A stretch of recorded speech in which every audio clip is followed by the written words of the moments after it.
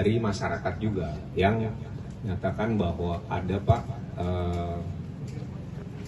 pemalsuan dari STNK. Jadi anggota kami ini baru minggu lalu kalau tidak salah hari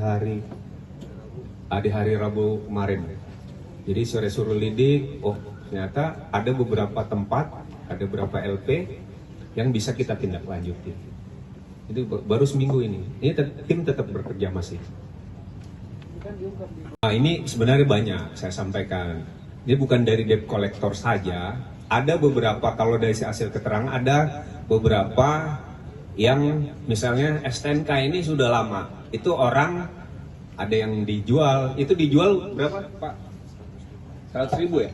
100.000. Karena ada STNK yang sudah habis expire tuh. Ada yang 5 tahun mati.